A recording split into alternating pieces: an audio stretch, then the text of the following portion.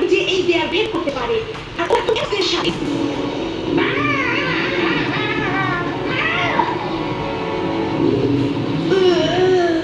আমার সব থেকে শক্তিশালী অস্ত্র তার বিশ্বস্ত মালিকের কাছে ফিরে এসেছে।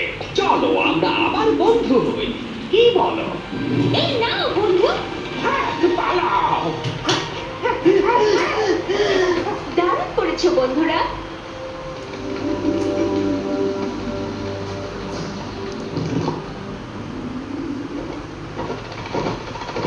তুমি গার্গা আর এই জিনিসটা নিয়ে আমাদের প্রাসাদে ফিরে যাও।